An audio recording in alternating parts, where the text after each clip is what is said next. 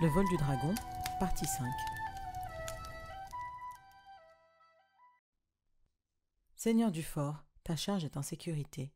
Derrière tes hauts remparts et tes portes de bronze, de verdure nettoyée.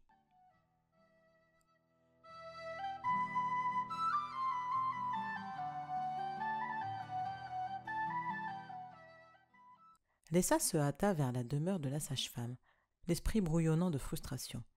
Si proche de la réussite. Comment avait-elle pu être si proche et pourtant échouer? Fax aurait dû défier le chevalier dragon. Et le chevalier dragon était jeune et fort, avec un visage de combattant, sévère et impassible. Il n'aurait pas dû temporiser. Tout l'honneur de père n'était-il mort, étouffé sous les herbes? Et pourquoi? Pourquoi Dame Gemma avait-elle juste choisi ce moment si précieux pour entrer en travail? Si son gémissement n'avait pas distrait l'attention de Fax, le combat aurait commencé.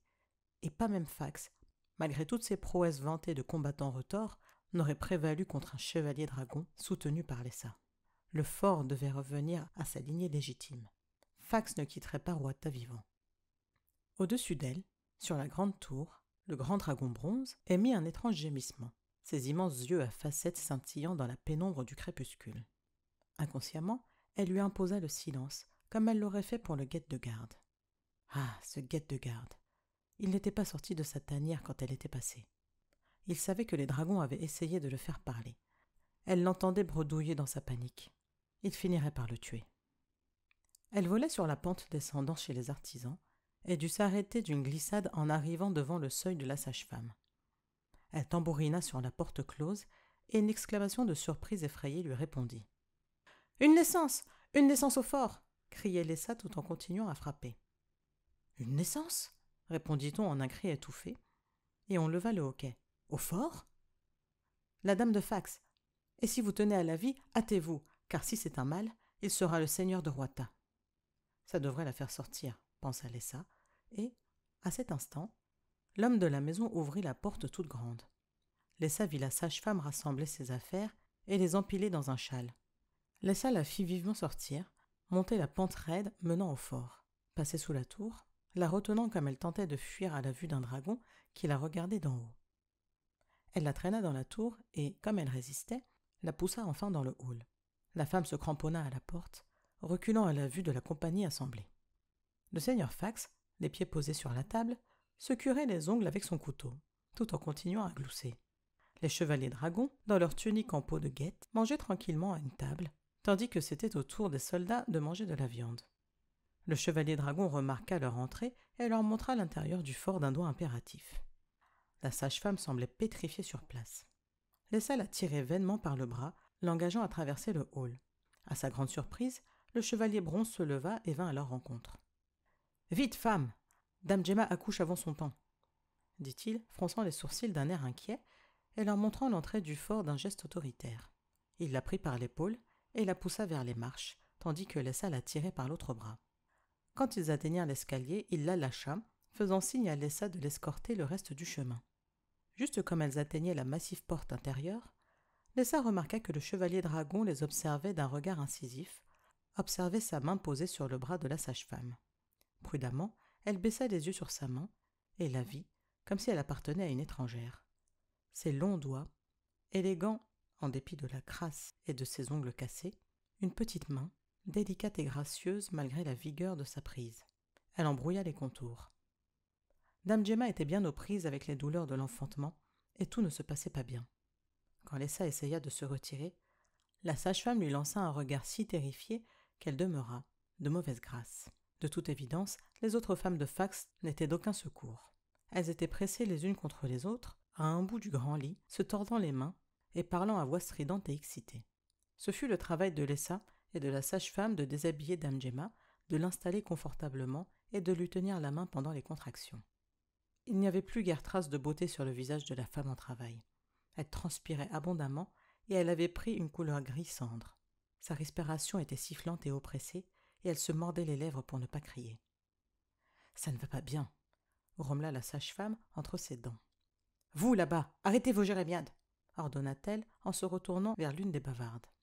Elle perdit son indécision comme si les exigences de sa profession lui donnaient une autorité temporaire sur les personnes de haut rang.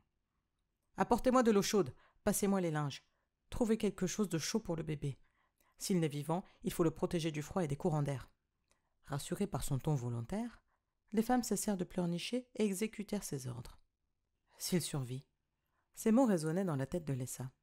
Il survivra pour devenir le seigneur de Roita, un descendant de Fax. Pourtant, telle n'avait pas été son intention. Dame Gemma saisit aveuglément la main de Lessa, qui, malgré elle, répondit à sa pression, la réconfortant autant que pouvait le faire une poigne solide. « Elle saigne trop !» grommela la sage-femme. « Encore des linges !»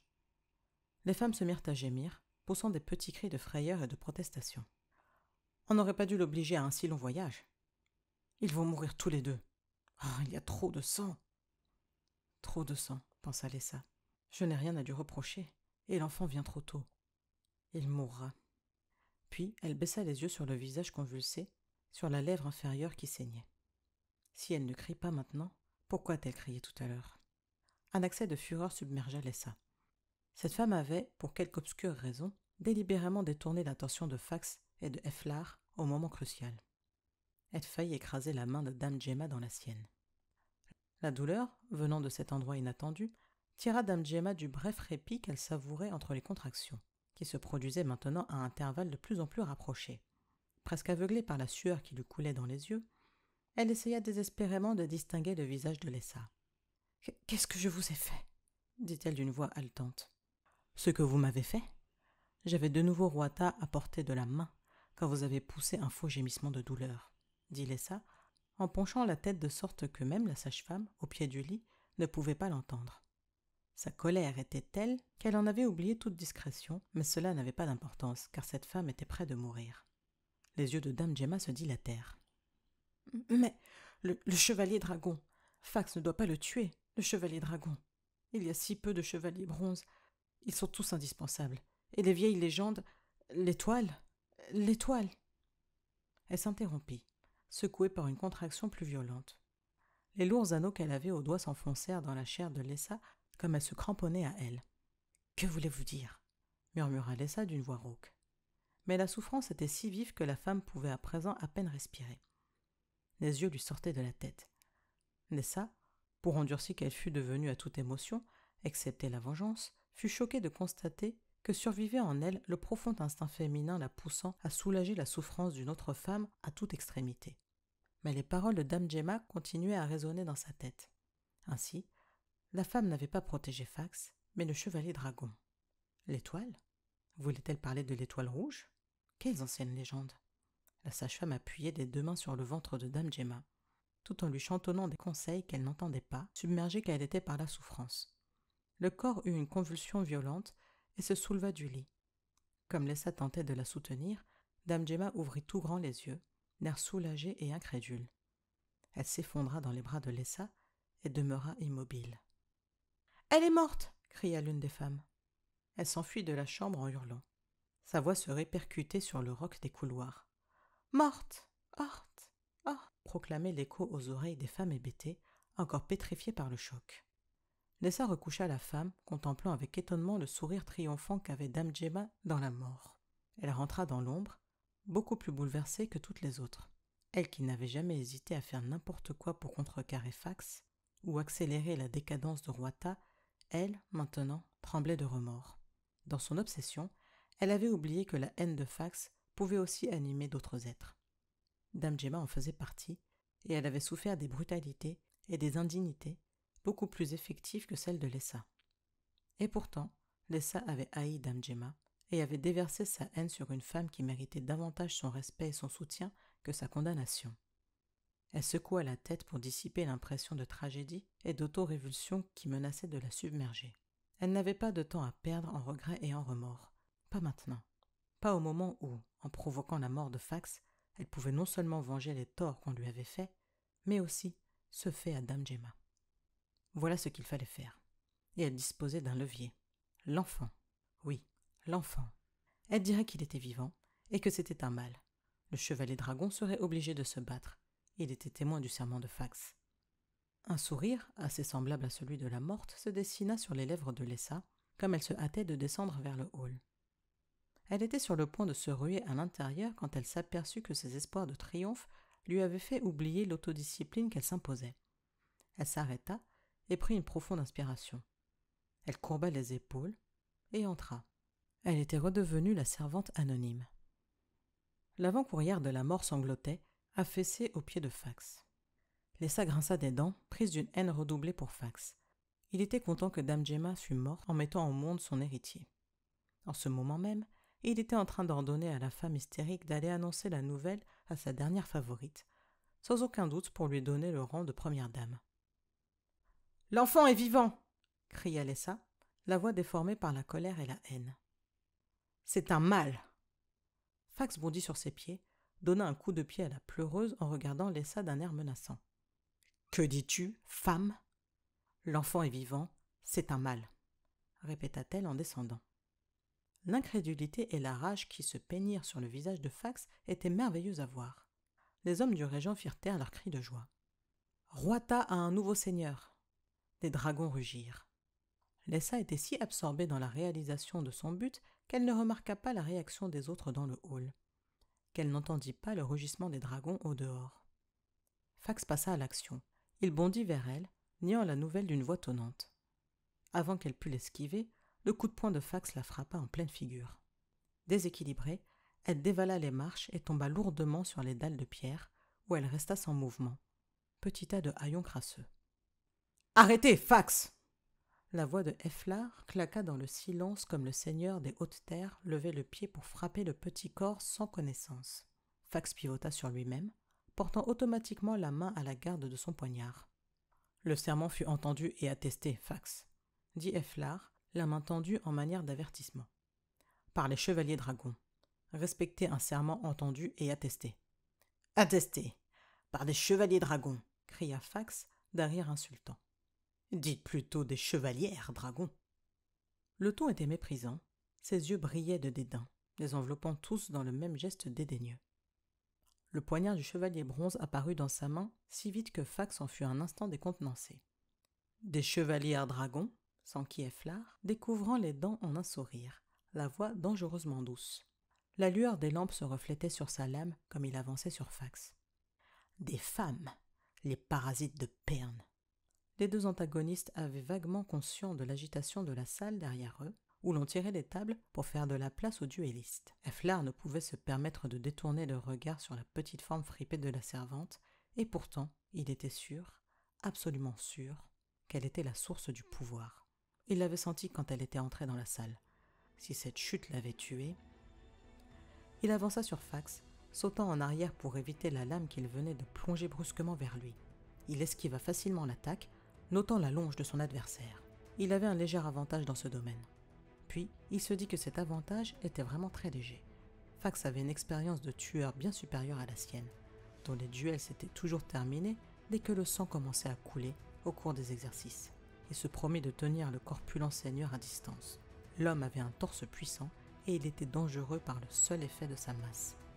L'arme de Efflar devait être l'agilité, non la force brutale. Fax fit une feinte pour éprouver ses faiblesses ou son imprudence. Ils se ramassèrent sur eux-mêmes, à 6 pieds l'un de l'autre, l'arme au poing, leurs mains libres prêtes à saisir. De nouveau, Fax fit un assaut. Efflar lui permit d'approcher, juste assez pour pouvoir esquiver d'un revers. Il sentit le tissu se déchirer sous la pointe de sa lame et entendit Fax gronder. Le seigneur était plus agile que sa corpulence ne l'annonçait, et Efflar fut obligé d'esquiver une seconde fois, sentant la lame de Fax entailler son épaisse tunique en peau de guête. L'air sombre, il tournait en rond, chacun cherchant une ouverture dans la défense de l'autre. Fax se précipita en avant, cherchant à tirer avantage de son poids et de sa masse en coinçant son adversaire, plus léger et plus rapide, entre la plateforme surélevée et le mur. Efflar contre-attaqua, se baissant pour éviter le bras de Fax, et dirigeant un coup en oblique vers le flanc de celui-ci. Le seigneur bloqua le coup, se dégagea sauvagement, et Efflar se trouva coincé contre le flanc de son adversaire, s'efforçant de maintenir en l'air de la main gauche la main tenant le poignard. Comme Fax fléchissait, Efflar leva le genou et recula, tandis que Fax restait plié en deux par la douleur. Efflar sauta légèrement en arrière, une violente douleur à l'épaule lui apprenant qu'il ne s'en sortait pas indemne. Fax était cramoisi de fureur, la respiration tendue, sifflante par la douleur et le choc. Mais Efflar n'eut pas le temps de pousser son avantage, car le seigneur, au comble de la rage, se redressait et chargeait. Efflar sauta de côté avant que Fax arrive sur lui. Il poussa entre deux les tables des viandes et se mit à tourner autour, faisant jouer les muscles de son épaule pour se rendre compte de la gravité de sa blessure. Il avait l'impression d'avoir été marqué au fer rouge. Le mouvement était douloureux, mais le bras restait utilisable. Soudain, Fax saisit une poignée de morceaux dans le plateau de viande et les jeta à la tête de Efflar. Le chevalier dragon esquiva, et Fax, contournant la table, se rua sur lui. Instinctivement, Efflar fit un bond de côté et la lame scintillante de Fax passa à quelques pouces de son ventre. Il plongea son couteau dans le bras de Fax. Instantanément, ils pivotèrent et se retrouvèrent face à face, mais le bras de Fax pendant, inutile, à son côté. Efflar s'élança, poussa son avantage comme le seigneur des hautes terres chancelait. Mais il avait mal jugé la condition de son adversaire et reçut un terrible coup de pied au côté, comme il se courbait pour éviter le poignard. Plié en deux par la souffrance, Efflar tomba en boule et s'éloigna en roulant sur lui-même de son adversaire qui chargeait. Fax bondit, essayant de clouer sous lui pour l'achever le chevalier dragon plus léger. Celui-ci parvint à se relever, essayant de se redresser pour faire face à la charge furieuse de son adversaire. C'est sa position même qui le sauva. Fax dépassa son but et chancela, déséquilibré. Efflar leva la main droite et de toutes ses forces plongea sa lame dans le dos exposé de Fax, qu'elle transperça de part en part pour s'enfoncer dans le sternum. Le seigneur vaincu s'abattit face contre terre, la violence de la chute délogeant la pointe de la lame qui, dans le dos, ressortit d'un pouce. Hébété de douleur et de soulagement, Efflar perçut un faible vagissement. Il leva les yeux et, à demi aveuglé par la sueur, vit un groupe de femmes se presser sur le seuil du fort. L'une d'elles portait dans le bras un paquet soigneusement enveloppé. Efflar ne comprit pas tout de suite le sens de ce tableau, mais il savait qu'il devait très vite reprendre ses esprits. Il baissa les yeux sur le mort. Il ne ressentait aucun plaisir à avoir tué un homme, seulement le soulagement d'être encore en vie. Il s'essuya le front de sa manche et se força à se redresser, l'épaule gauche brûlante et le côté traversé des lancements douloureux. Il faillit trébucher sur la servante, toujours étendue, immobile, là où elle était tombée. Il la retourna doucement sur le dos, notant la terrible échymose qui s'étalait sur sa joue, sous la crasse. Il entendit Efnor qui prenait le commandement du hall. Le chevalier dragon posa une main, tremblante en dépit de ses efforts pour se maîtriser, sur la poitrine de la femme, cherchant les battements du cœur. Il battait, lent mais vigoureux. Il poussa un profond soupir, car aussi bien le coup que la chute auraient pu lui être fatales, et peut-être fatales pour Perne aussi. Son soulagement était mitigé de dégoût. Sous la crasse, impossible de deviner quel pouvait être l'âge de cette créature. Il la souleva dans ses bras, fardeau bien léger, même pour le blessé qu'il était. Sachant que Efnor avait la situation bien en main, il porta la servante dans sa propre chambre.